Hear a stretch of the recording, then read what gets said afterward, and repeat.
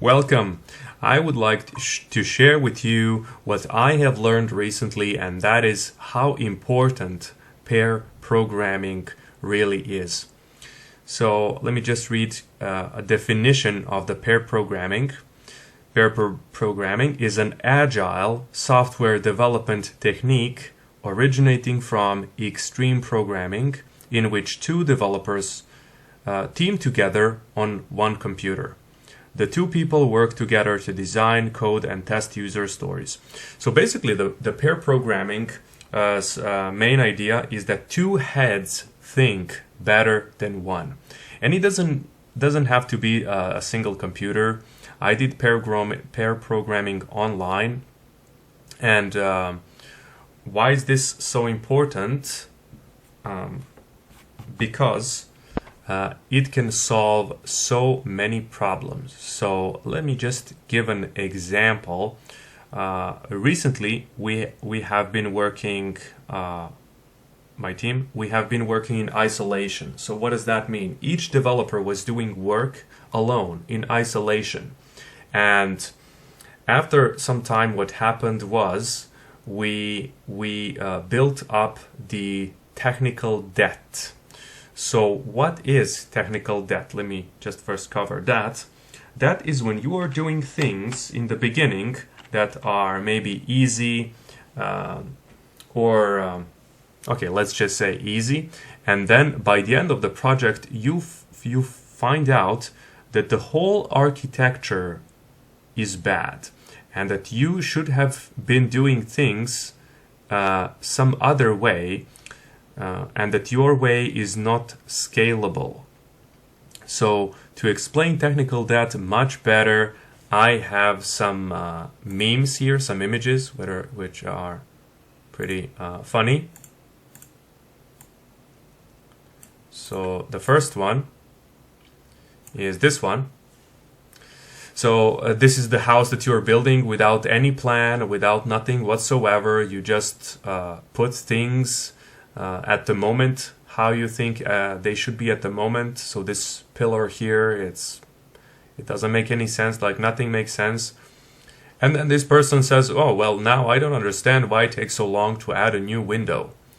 Well, if we plan for things, it wouldn't take long. But since we were doing work in isolation and we built up the technical debt, now it will take huge amount of work to build a simple window, because we need to basically build the whole house again. So that's that. These pictures explain it perfectly. And another one, this way. We are progressing so fast together, right? We're working, it's amazing. But hold on, this doesn't look good. And there we go. So now the water is coming and they can't go back because of the technical debt. So this is the bad house that you now need to refactor. So if you were thinking of putting soil that you dig out of the cave, right?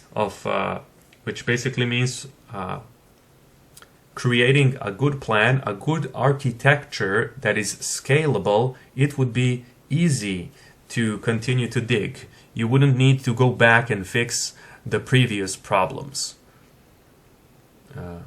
And one more. So this one is I like.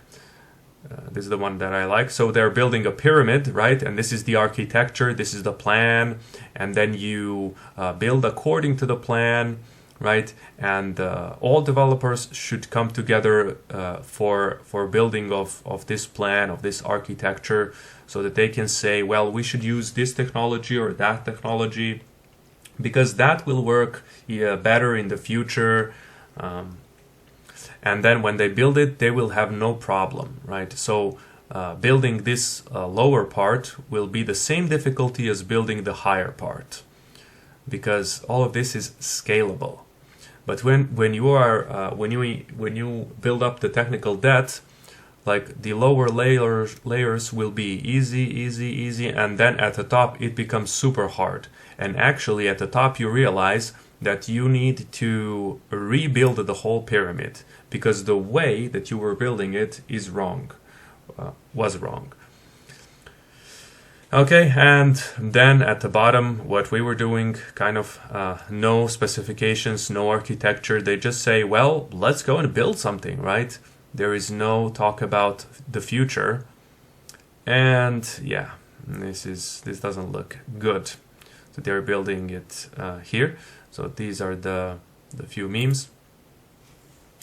And so yeah, we reached in our project, we reached a critical point where we figured out that we have technical debt, that we need to refactor things, which is basically to rewrite the old code, that our application is not scalable, that the way that we were building it and the technology is not right for what we were building. So we did I and another developer, we did the pair programming session. Actually, a few of them, we were doing pair programming sessions for a few days.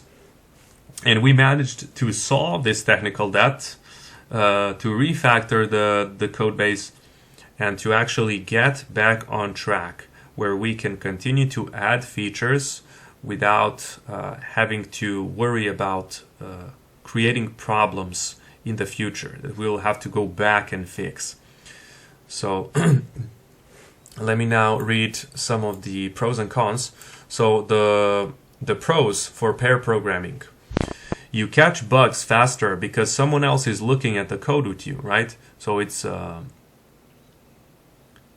less likely that you will make a mistake because there is a person there who is also thinking about it, and it will tell you like, hey, that's not correct. It's easier to stay focused because you have to keep up with the other person. If one person gets stuck, the other might see the issue more clearly. This is a big help.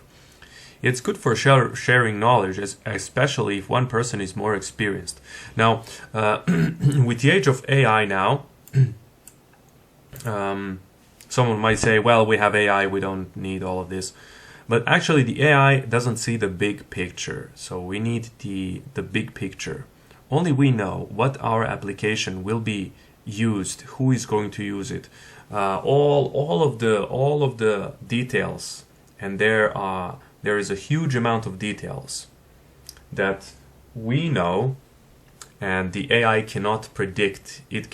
AI cannot tell us, well, you will be using this app for ABC, so this is why you should build it like this or like that. Or these are all the small intricacies that need human touch.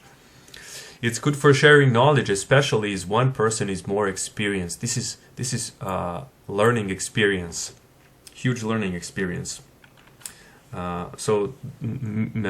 Especially, for example, I am a front-end developer, and the developer I was pair programming with, is a back-end developer. So I learned about back-end, how it integrates. He learned about the front-end. It was amazing. The cons. So the bad things about pair programming, it can be tiring. Talking and thinking out loud the whole time is mentally exhausting. If your styles don't match, it's frustrating. Sometimes it slows you down, especially if one person isn't fully engaged. It's harder to get into deep flow state. I disagree with this last one, but okay. Now, coding alone. What's good about that? You control the environment. No one interrupts your rhythm. It's easier to experiment and try out ideas without explaining them. You can go deep into focus without talking. It feels quieter and simpler. All right, and the bad things about coding alone: you can get stuck and waste time on problems someone else could have solved in minutes. This is a big thing. You miss out on learning from others' thought processes. Thought processes are really important. It's easy to drift or get distracted when no one's watching. And sometimes you overthink simple problems. But yeah, this video is dragging too long. So the pair programming sessions helped me a lot.